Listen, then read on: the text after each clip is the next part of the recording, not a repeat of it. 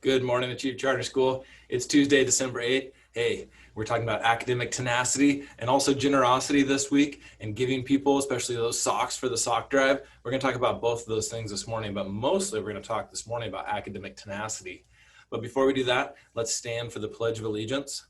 Please stand at attention. Salute. Pledge. I pledge allegiance to the flag of the United States of America and to the republic for which it stands, one nation, under God, indivisible, with liberty and justice for all.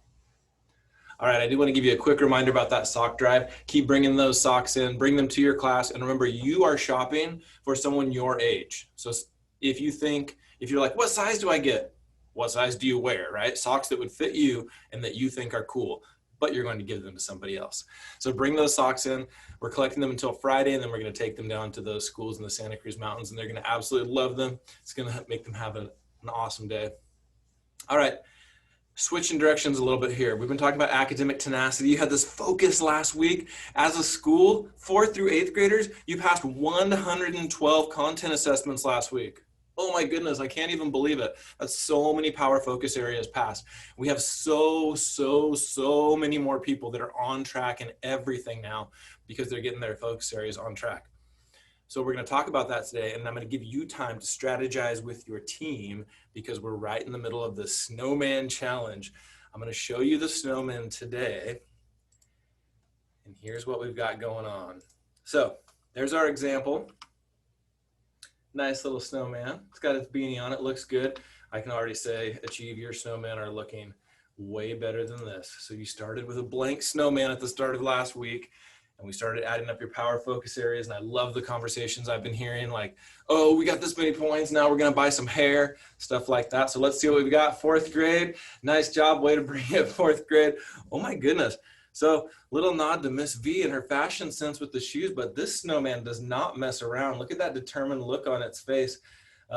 Remember, at the end of this, we're going to add up how many PFAs each class passed, and that's going to determine the winner. But this snowman here has got a lot of parts on it. Look at that. You've already got arms, mouth, nose, eyes.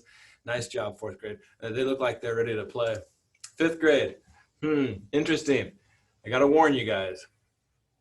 Don't think that 5th grade hasn't passed them. 5th grade has actually passed a lot. 4th, 6th, 7th, 8th. Be careful. They're coming for you. All right, let's look at 6th grade. Oh, 6th grade. Interesting. Wow, I don't even know what to say. You got like a classic snowman element with the hat. Super creepy arms, eyes, and mouth. Wow, I like it. This is like Frosty's mean uncle or something. Okay, 6th grade's ready to play. I like that. 7th grade, nice. Bringing a little entertaining aspect. Oh, man, that mustache. That makes me so jealous. Yeah, I think that might be inspiring my new look for Christmas. We'll have to see about that. All right, 7th grade is going to entertain their way into the championship, hopefully. Oh, and 8th grade. All right, 8th grade. Interesting look. Maybe we'll have to sing some Christmas carols with this guy. He looks like he's ready to have a little Christmas party.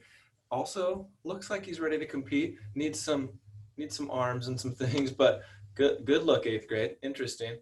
Hey, here's what I wanted you to talk about this morning with your class.